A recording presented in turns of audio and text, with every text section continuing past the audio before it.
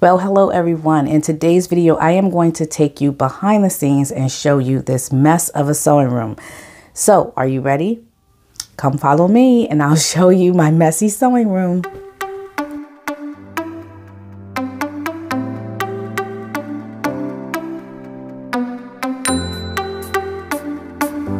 So today's video is a special video because it is going to be a three-part series for my sewing room makeover. So part one, the video that you are currently watching, is going to be basically you seeing all this mess that I have collected and created over the last, I would say maybe 6 to 8 months. Generally, I keep my sewing room really tidy and clean. But lately I haven't been able to do that because I have way more fabric than I can really store in this room without any kind of storage systems. And I don't have a lot of storage systems for my patterns and then also for my fabric. And so that's why I'm starting to see a lot of stockpile fabrics and things like that in corners, and things are just not the way in which I want them to be. So today I'm just going to take you around the room and show you basically what my room currently looks like. And then in the next video, I will discuss more about my plans and what I intend to do to create a better, more clean and efficient sewing room for me. All right, so let's get into this video. So this is basically where all the magic happens. This is my only sewing table, and I have my cover stitch machine on it. This is my workhorse machine. So this is a Singer heavy duty. It's a very popular line, so I'm pretty sure you are probably going to be familiar with it. And then this is the other popular machine that's out there. This is the Brother 1034D Serger. So those are the three machines that I actually work on and use, but I do have other machines that are in boxes that I really want to actually have easier access to, and they need to come out of the box. So I definitely need another sewing table. Back here you'll see there is a lot of clutter here. I have a lot of spools of threads and things like that. Things that I can get like easy access to, like my bobbins is in this cup here. So yeah, and not the neatest or the cleanest at the moment. I have some other tools here in this Precious Moment cup. And then I have my labels back here so I can have easy access to them. So as you can see, it's not very clean back here, and I really need to declutter this space as well. In this this little sewing basket here, all spools of threads. I have some books up here. I have all of these bins down here are patterns. These are patterns. Those are patterns. I have some patterns like spilling out of this little bucket here, but mostly in the bottom, they're all sewing related books there. So I definitely got to get another system for my patterns as well as for my books. This is my little, my Serger Tool Box here. So I have all my tools in here for, either my serger or, you know, for different types of feet for my machines. This is my pegboard system here. I'm not too pleased with it when I set it up. When I first set it up, I really wanted the white pegboards. At the time, I couldn't find any that I felt was like durable enough to hold a lot of my things and for the amount of tools and things that I had. So I just went with this black one, which is a really nice plastic. It's really nice and thick. It's from Home Depot. There are 6 different pegboards. Each one is 16 by 16. And that's another reason why I selected this one, is because the size is bigger than your average standard white pegboards. And I think the average white pegboard is either 10 by 10 or 11 by 11. I wanted something a little bit bigger, but this pegboard system will be getting changed out, and I want to bring more light into the room. And so I want to have more white furniture. And so the pegboard system is going to go, and I'm going to go ahead and bring in that white one. And as you can see here, it's not like really organized. I do have things in somewhat of an order. I have all of my rulers and things like that, measuring tools over here. My scissors are over here, and as you can see, I have two sections for my scissors. One is supposed to be for paper and one is supposed to be for fabric scissors, but I've just thrown them up there as I am done with them, and I haven't really kept a system with that. My measuring tapes too are draping over. I just have a whole bunch of stuff over here that just needs to be cleaned. I'm an avid button collector. So I have tons and tons of buttons, and I definitely need to store those. And so what you see here on this pegboard is not even close to what I have.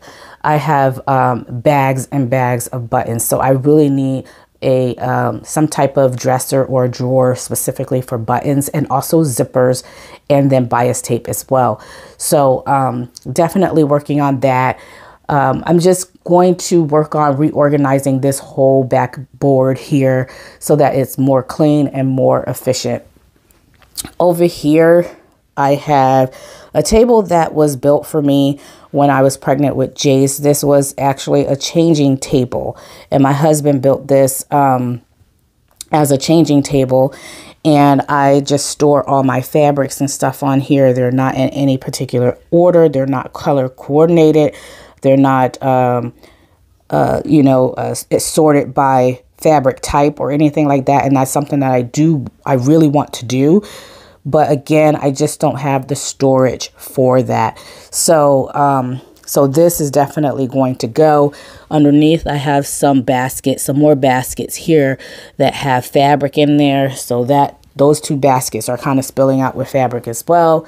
These two bins here are vintage patterns, and I keep those separate from my patterns that are in the other storage, and I'll show you the other storage containers that I have for my regular patterns.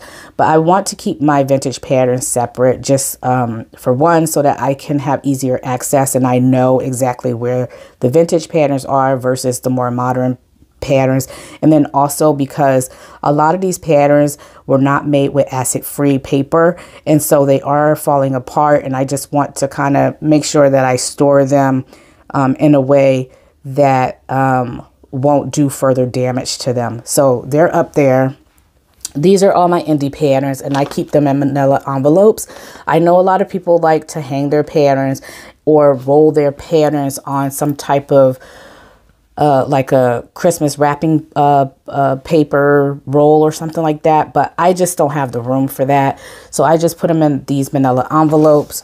Here are some more books. Again, I really need to get my sewing books on like a shelf or something like that, so that they're not just, you know, hanging around deep into the abyss of some storage bin.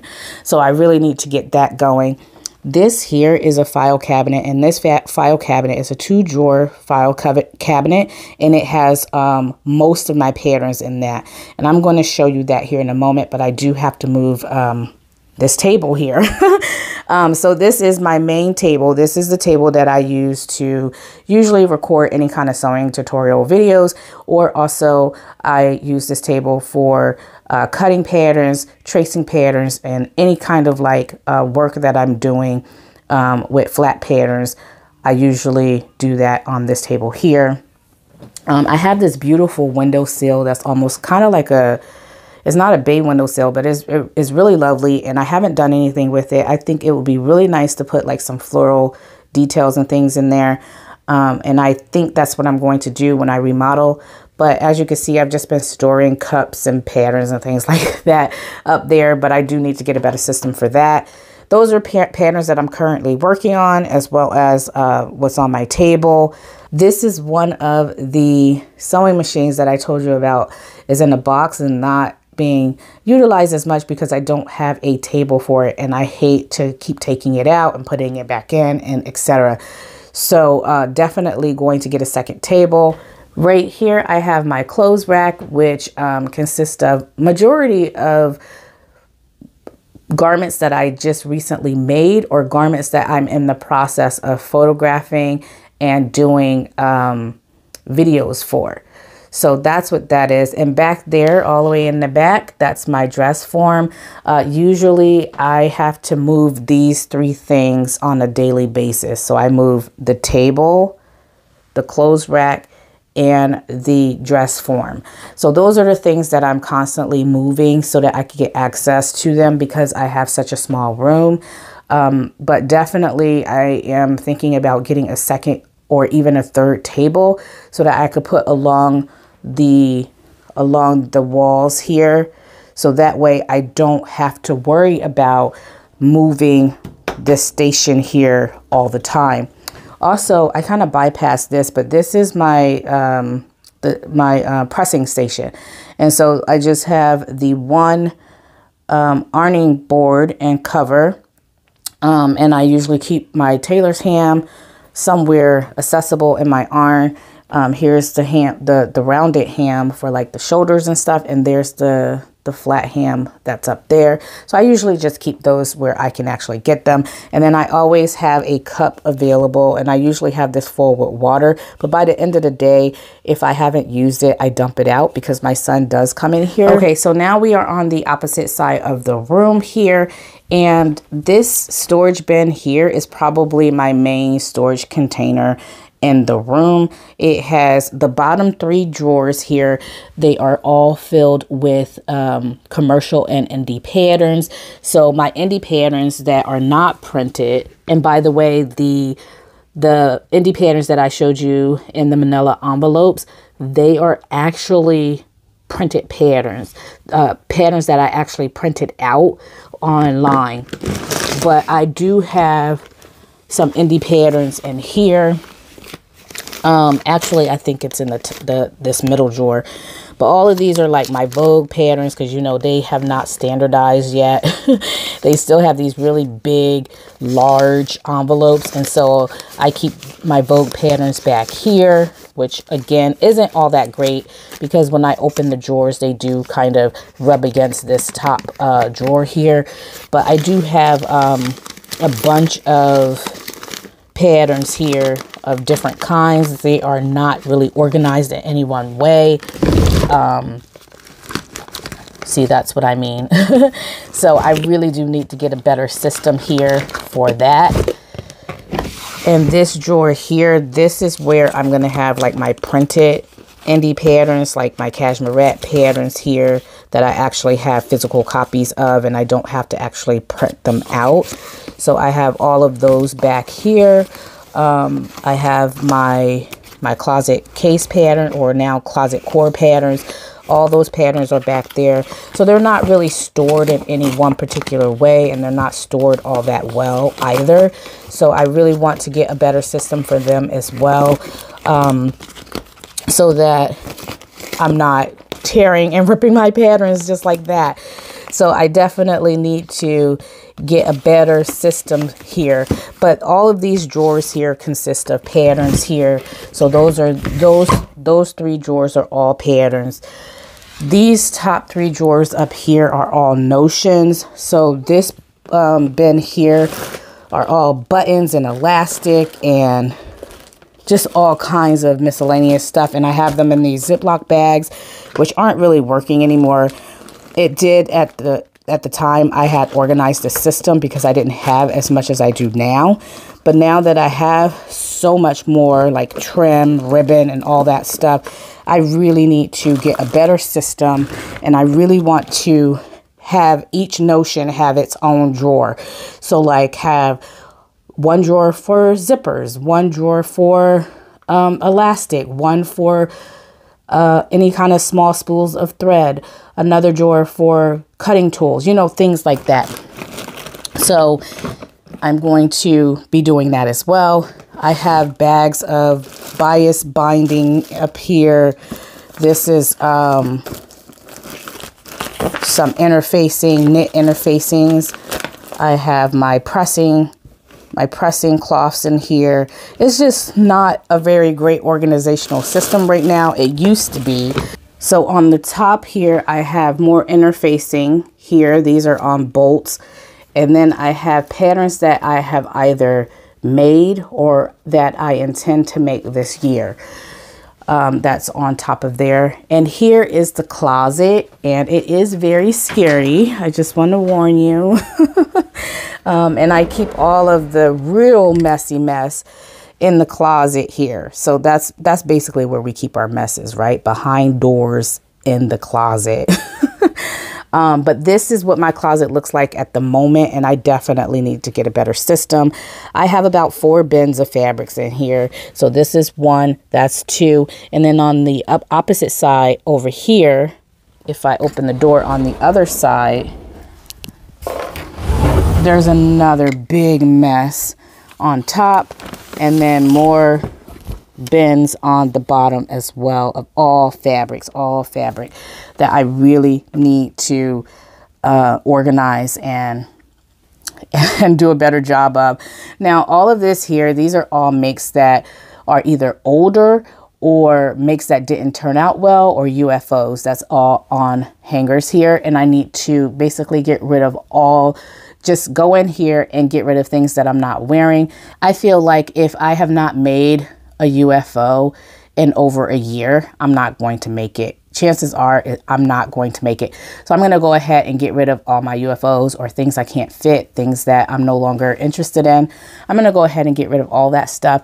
And I'm actually going to use this rack here to actually hang fabrics on so that I can get rid of some of all this clutter down here. And then I have this shelf here of more patterns. Those are all like home decor type patterns, bags and things like that. Things that I don't really sew it very often. And so that's why they're high up there. And then on the other side,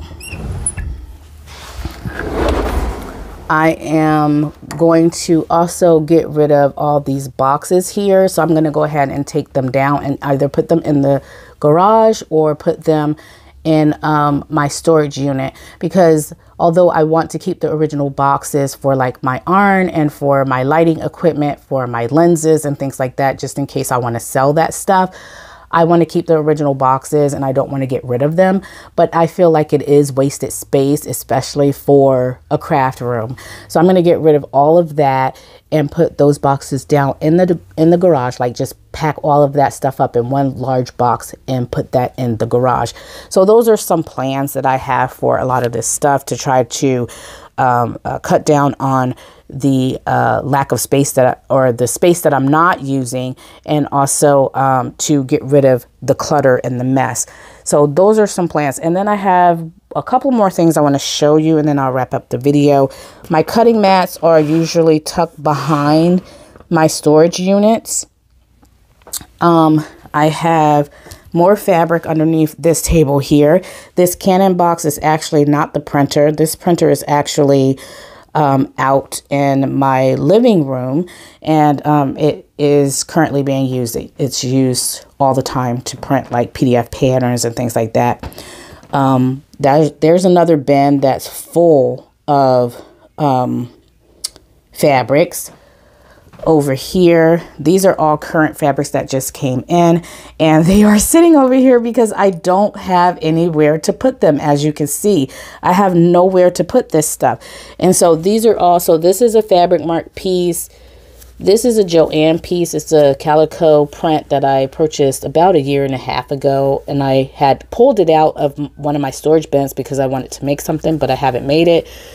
This is a Hobby Lobby piece that I want to make something with. This is a fabric mark muslin fabric mark piece, fabric mark. These are all new fabric mark fabrics that came in that I want to do something with, but I don't have space to kind of put them in like an area right now to kind of, you know what I mean, have my room to not be so cluttered. This is a file cabinet, another cabinet that has all patterns. So as you can see, there are 2 rows in the front that you can put patterns in side by side, and then in the back there's another row here, 2 rows here, you can put patterns side by side. And I believe this drawer measure in length about 20 inches, and each pattern, a standard pattern, is about 6 inches wide. And so from this, the width of the drawer from here to this point has to be at least 12 to 13 inches because the standard pattern is about 6. Just in case you want to know the dimensions of the file cabinet to get something similar. So, and it has 2 drawers in it, and both drawers are all filled with sewing patterns. So, so yeah, and I do have them organized by the company, but I started organizing this particular unit by number, and so this one is organized by number, but my other systems are not. They're just thrown together. After I got to that point, it was just like too much work to do and to keep up on my sewing projects and doing videos and Instagram. So I kind of stopped doing a lot of that. So I do want to spend some time in this room to create a more efficient and more visually pleasing workspace, so that I don't feel like every time I step into my sewing room, my Sojo is just completely gone just by looking at the mess. So that's what I'm going to be working on for the next month. Hopefully I can get this done within maybe 2 to 3 weeks. So that wraps up the first part of my sewing room makeover, which includes the mess of my sewing room. If you currently have a messy sewing room, please comment below so that I don't feel so alone. If you are more organized, please share your tips and tricks with us and tell us what kind of organizational systems that you use for your patterns and for your fabric. All right, everyone. So that concludes today's video. If you haven't subscribed yet, please make sure that you subscribe, and don't forget to hit the notification bell so that you can receive notifications of all my videos when I post them. All right, bye.